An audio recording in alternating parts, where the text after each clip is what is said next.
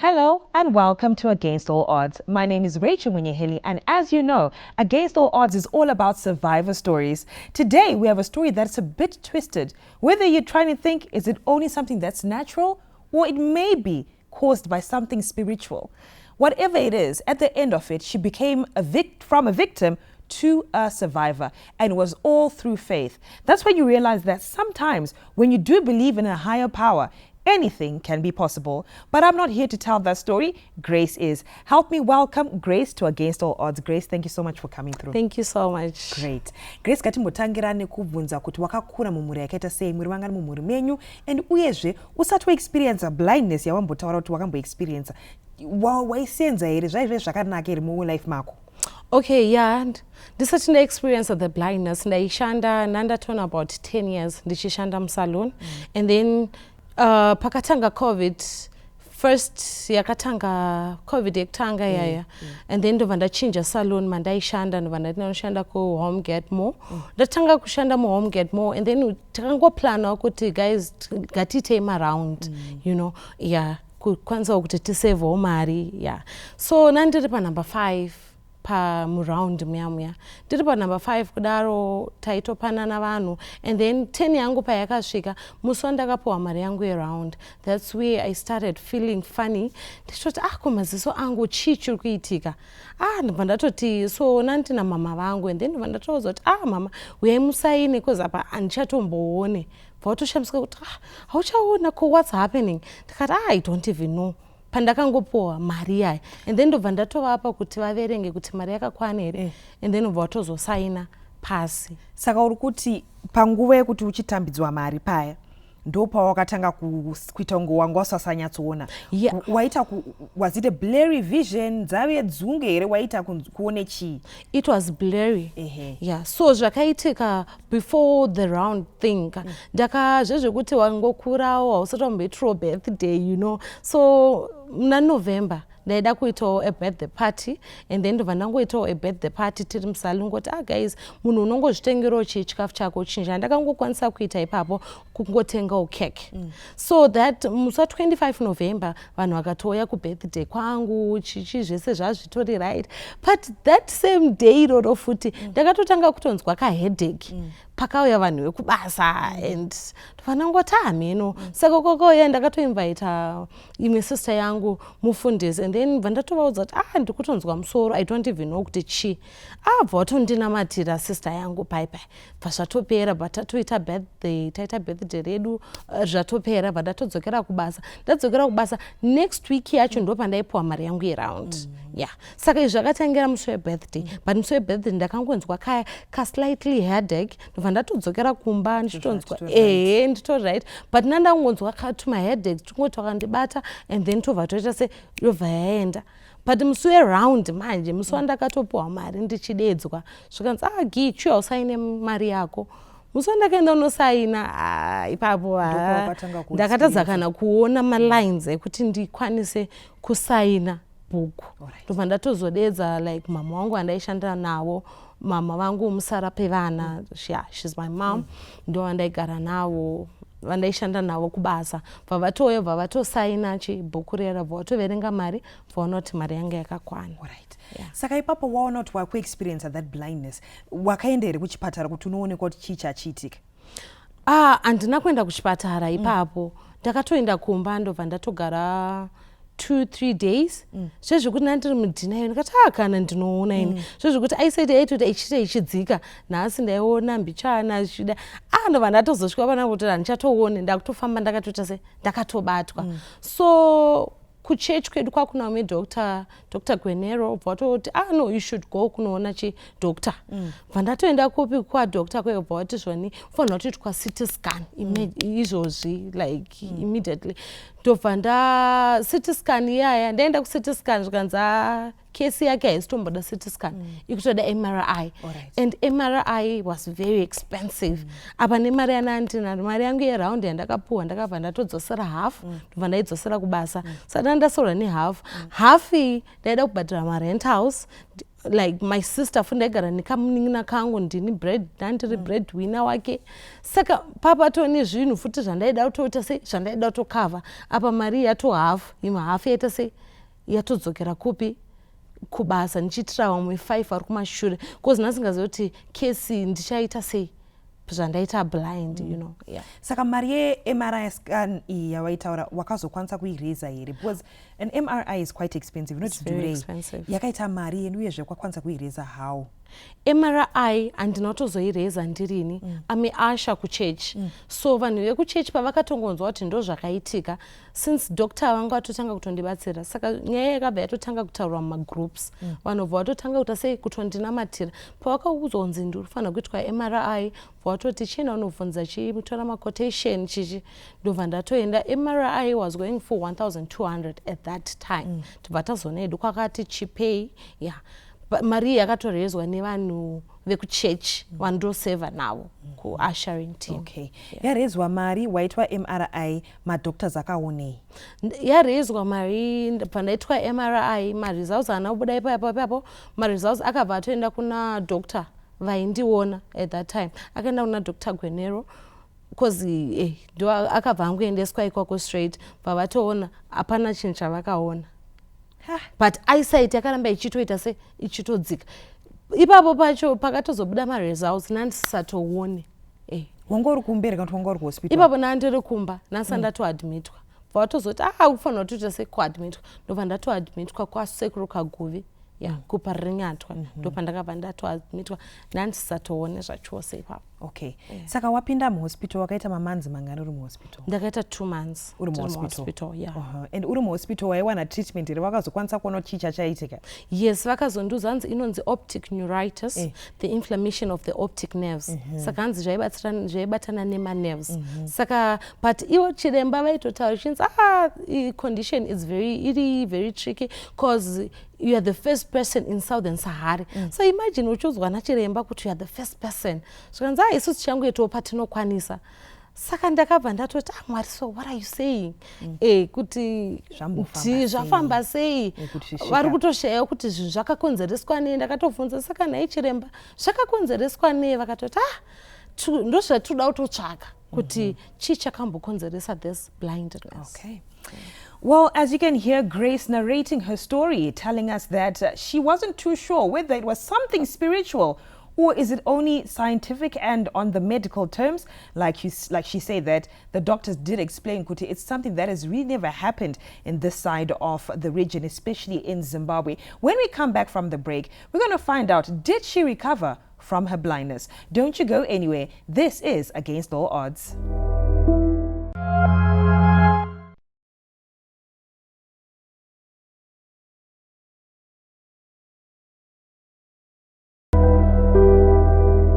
Hello and welcome back to Against All Odds. Now, just before the break, Grace was narrating a story of how she found herself blind and how she ended up in hospital. Let's continue and find out what happened next.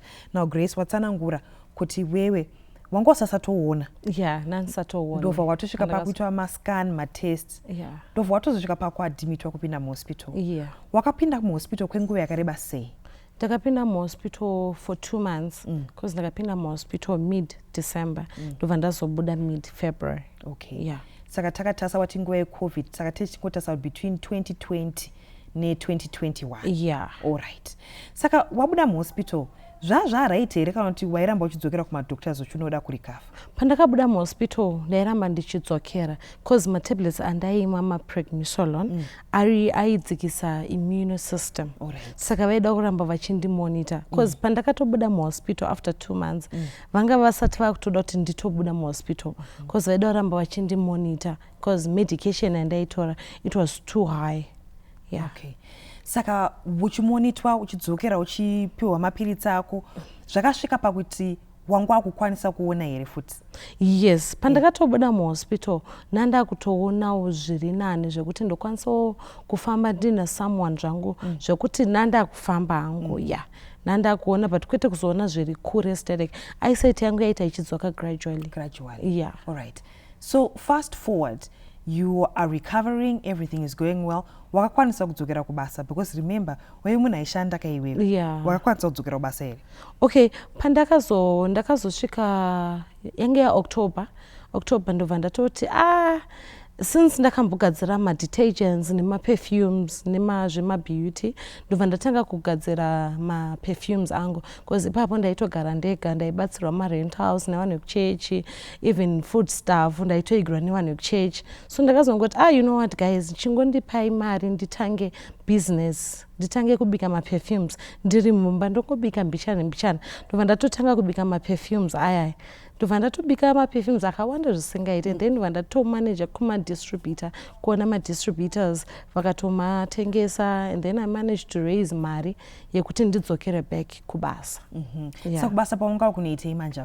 Kubasa apa pananda handina kudzokera kunogadzira ma-nails, ndakadzokera ndichiti iko zvinozvireka ndidzokera ndichinodzidzisa vanhu ma-nails and makeup. So ndakabva ndatsvaga a-room, ndakakwanisa kumanager kuraise mari yekuyeroom. Saka ndakatsvaga room yangu, ndobva ndakatanga ne2 matables angu, ndobva ndatanga kudzidzisa vanhu.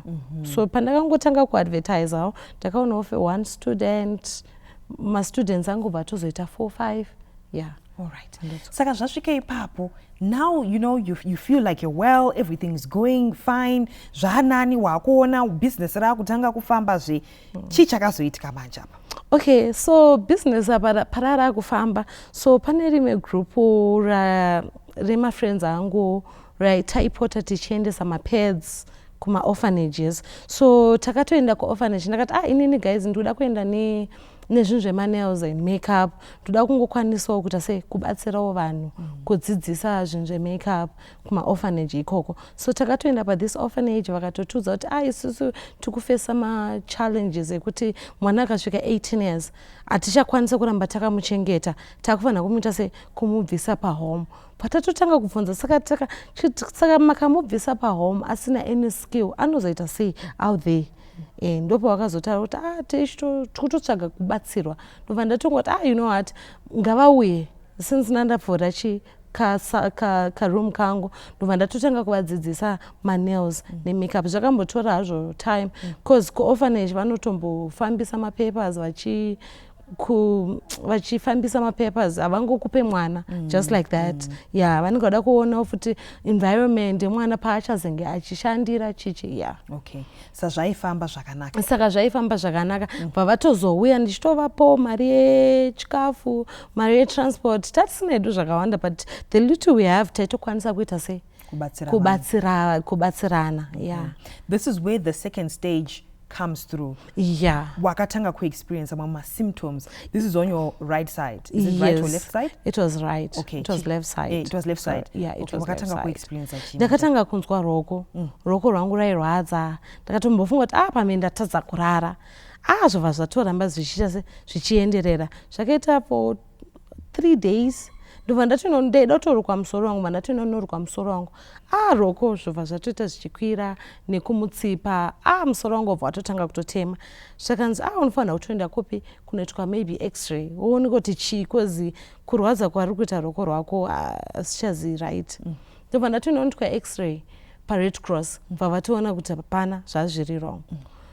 Ndobva ndakarwadziwa zvokuti ndasatokwanisa kana kurara. Ndopandakabva ndazoenda kuparinyatwa. Yeah. Wasvika kuparinyatwa vakati chii? Ndasvika kuparinyatwa ndichosvika bva vatonditi admission. I was like admission neroko. Apa imagine my manager apana ndiri muhospital for 2 months. Ndakatoti no. Zvakanzi no, si condition ufanira kutoadmitwa. Watononoka, waifanira kunge wakatoya kudhara. Ndobva ndatoadmitwa muhospital paparinyatwa. Vati waifanira kuya kudhara vanga vaona kuti chii chainetsa here? Yeah, vanga vati chii? Ipapo vakati ndofanira kuona anonzi ma-neuro. Yeah. All right. Neurologist. Yeah, my neurologist. Yeah. Saka vati unoona neurologist, and then what did the neurologist say? Neurologist pandakapuwa mbedha handina kungomuona ipapo. Yeah, ndakaita 3 days nditorimo parinyatwa. ndichigara ndiri muparengeto. Then ndobva ndazovaona ndopavakazotaura kuti kesi iri kufambirana nema-nerves.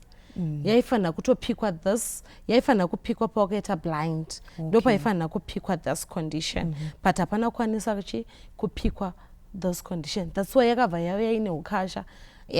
Ndopandakabva ndazostroke ipapo. Saka wakabva wato experience a stroke onto your left side. But zvaibata mbichana nembichana zvichidzika zvoti ruoko rwangu iri ratisatomuve nanisatofile side rese nanisatorifile ndaitoita zvekutosumudza ruoko one side chete ndorara kushanda. Okay, saka apa vakwanisa kudetecta what the problem was. How then did you come from hospital to go home?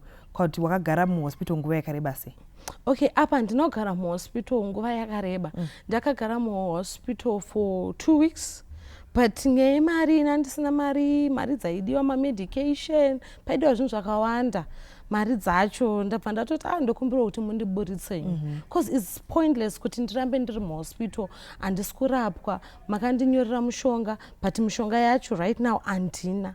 And then ndobva ndatoti ndiburitse, vakatoti aiwa kuti tikuburitse hazviiti. But kana wadako wainsista it's okay, wakufanira kusaina woita se wobudako, but iya nyaya yako. Ndakati it's okay, ndiite se ndipei ndisaine. Ndobva ndatobuda because nandaneta. Imagine kuti last year yacho nandiri muhospital for time yakareba, apa nachangotanga kushanda ende zvakatokasika kuitika. Ndofunga ndakangoshanda for 4 months ndobva ndatotanga kutonzi wakuadmitwa futi.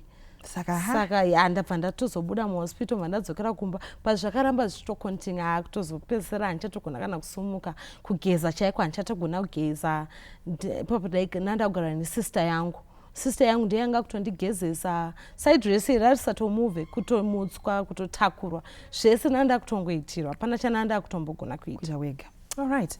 Well, there you hear Grace narrating her story, letting us know that from receiving or from going through blindness and recovering from it, she actually went on to experience a stroke. And this time it was on the left side of her body. When we come back from the break, as you can see, she seems to be well. But how did it come to be possible? We'll be back right here on Against All Odds. Don't you go anywhere.